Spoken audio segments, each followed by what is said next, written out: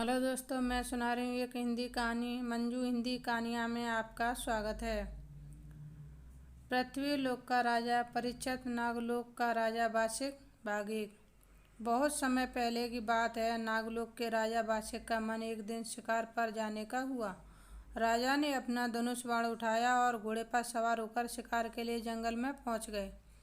लेकिन इत्तेफाक से पृथ्वीलोक के राजा पारक भी उसी जंगल में शिकार खेलने के लिए मौजूद थे। कुछ समय बाद राजा वासिक को शिकार के लिए एक हिरण उछल कूद करता हुआ दिखाई देता है। राजा वासिक हिरण के पीछे अपना घोड़ा दौड़ा देते हैं।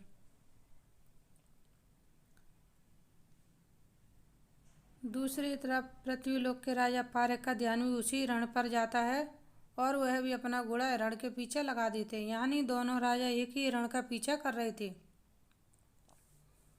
अचानक हिरण तो झाड़ियों में छिप गया, लेकिन दोनों राजा एक दूसरे के सामने आ जाते हैं। एक दूसरे को देखकर दोनों राजाओं की हंसी छूट जाती है, क्योंकि दोनों ही राजा हिरण का शिकार करने में असमर्थ हो गए थे। दोनों राजा अपने घोड़े से नीचे उतरे और एक दूसरे का अभिवादन कर कुछ विचार विमर्श करने लगते हैं। राजा पारक: राजन, क्षमा करें, लेकिन मैंने पहली बार आपको देखा है। कृपया आप अपना परिचय दें। आप कौन हैं और कहाँ से आए हैं? राजा वासिक: राजन, मैं नागलोक का राजा वासिक हूँ और आज शिकार के उद्देश्य से यहाँ आया हूँ। कृपया आप भी अपने बारे में बताएं। राजा पारक वासिक: राजा पारक, मैं पृथ्वीलोक का राजा पारक हूँ और आपकी तरह मैं भी आज शिकार के उद्देश्य से यहाँ आया हूँ। थोड़ी देर बाद दोनों राजा एक पीपल के पेड़ के नीचे बैठ जाते हैं और वहाँ पर चौपर खेलते हैं। खेलते खेलते राजा वासिक बोलते हैं। राजा वासिक: देखिए मित्र, मेरी बात ध्यान से सुनिए। अभी आपकी भी नई नई शादी हुई है और मेरी भी। यदि आपकी रानी एक लड़के को जन्म देती है और हमारी रानी लड़की को, तो हम दोनों उनका रिश्ता पक्का कर देंगे। और यदि आपकी रानी एक लड़की को जन्म देती है और हमारी रानी एक लड़के को, तो भी रिश्ता पक्का। और यदि हम दोनों के लड़के या लड़कियां जन्म लेती हैं तो हम मित्र तो है ही, फिर धर्म भाई भी बन जाएंगे। राजा पारक भी राजा वासिक की मित्रता में इतने डूब चुके थे कि यह विचार राजा पारक को बहुत पसंद आया। फिर दोनों खड़े हुए और गले मिलते हुए एक दूसरे से बोले, आज जो भी हमारी बात हुई है उसे भूल न जाना, वादा याद रखना। फिर दोनों अपने अपने घोड़े पर सवार होकर अपनी नगरी की ओर चल दिए। दोस्तों, जैसा कि आप जानते हैं, समय किसी का इंतजार नहीं करता। समय धीरे धीरे अपनी दिशा की ओर बढ़ता जा रहा था। इधर दोनों ही राजाओं की रानियों को गर्व ठहर गया था। धीरे धीरे 9 महीने बाद वह दिन भी आया जब राजा पारक के यहाँ लड़के ने जन्म लिया। राजा पारक के महल और दरबार में ढोल नगाड़ों से खूब खुशियां मनाई जा रही थी। गरीबों को दान दिया जा रहा था और ज्ञानी पंडितों को बुलाकर बच्चे का नाम संस्करण करवाया जा रहा था। बच्चे की सारी जन्म कुंडली देखने के बाद पंडित बोले, महाराज, राजकुमार बहुत ही अच्छे नक्षत्र में पैदा हुए हैं, इसलिए हम इनका नाम परीक्षित रखते हैं। राजा पारक: बहुत ही सुंदर नाम है, हम ऐसे कुंवर को परीक्षित ही बुलाएंगे। तो दोस्तों, इधर राजा पारक की नगरी में तो खूब खुशियाँ मनाई जा रही थी, लेकिन यहाँ का हाल छोड़कर आपको राजा वासिक की नगरी का हाल सुनाता हूँ। राजा वासिक अपने दरबार में मंत्रीगणों के साथ एक गहन वार्ता में व्यस्त थे कि तभी एक बांदी दरबार में आई। बोली, महाराज की जय हो। आपको जानकर अति प्रसन्नता होगी कि महल में रानी ने एक बहुत ही खूबसूरत कन्या को जन्म दिया है। इतना सुनते ही राजा वासिक के चेहरे पर उदासी के बादल छा गए। राजा गहन चिंता में डूब गए। अब बांदी तो चली गई, किंतु दरबार में एक सन्नाटा छोड़ गई। राजा को इस कदर खामोश देखकर आखिरकार मंत्रीगणों ने पूछा, महाराज, क्या बात है? इतनी खुशखबरी की बात सुनकर भी आप खामोश हैं। क्या आप हमें बताइए, ताकि हम उस पर विचार कर सकें। लेकिन राजा तो गहन चिंता के अंधकार में डूबे हुए थे।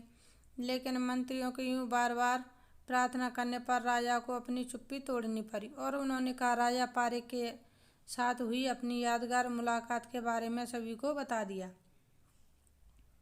राजा की सारी बातें सुनकर सभी मंत्रीगण बोले, किंतु महाराज, इसमें चिंता की क्या बात है? यह तो बहुत ही प्रसन्नता की बात है। जो हमारी राजकुमारी पृथ्वीलोक के राजा पारक के घर की बहू बनेगी। हम धूमधाम से राजकुमारी की शादी करेंगे। राजा बाशिक, नहीं, हम ऐसा नहीं करना चाहते, क्योंकि हम राजा पारिक के यहाँ लड़की ब्याहते हैं तो हमारा सिर सदा ही झुकता रहेगा, क्योंकि हम लड़की वाले हैं। लड़की वालों को सदा ही झुकना पड़ता है। हमने सोचा तो कुछ और था, लेकिन उसका उल्टा हो गया। अब हम वादा खिलाफी नहीं कर सकते। इस परिस्थिति ने हमें चिंता के बादलों में घेर लिया है।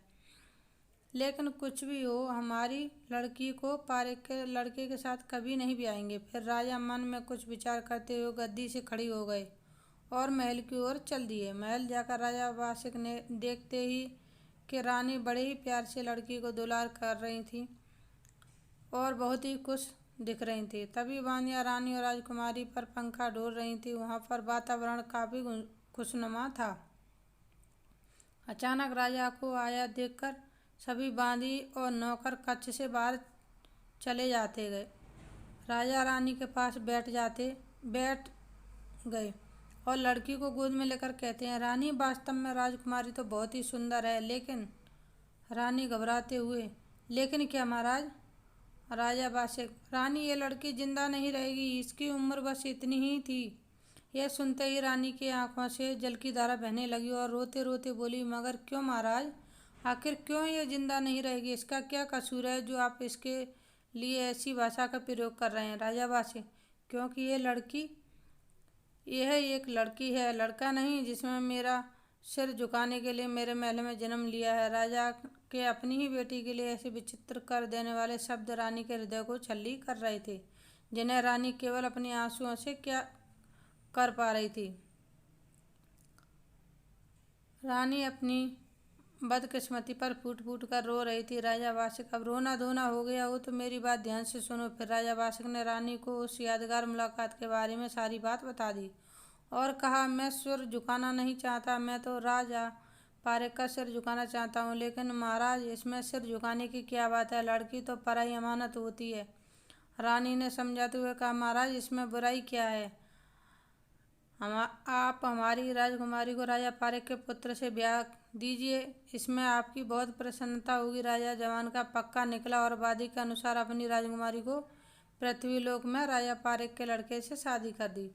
इतनी बात सुनकर राजा बाशिक गुस्से में बोले, बकवास बंद कर और मेरी बात ध्यान से सुन। अगर आज रात तक तूने राजकुमारी को नहीं मारा तो मैं कल आकर साथ में तेरे भी टुकड़े टुकड़े कर दूंगा। ऐसे कड़े हुए वचन सुनकर राजा गुस्से में वहाँ से चले गए। रानी सुन रह गई और फूट फूट कर रोती रही। तो दोस्तों, वीडियो कैसी लगी है मुझे लाइक कमेंट सब्सक्राइब करें, और वीडियो कैसी लगी है कमेंट में बताएं। वीडियो का अगला भाग अगली स्टोरी में दिखाऊंगी। बाय बाय दोस्तों, धन्यवाद।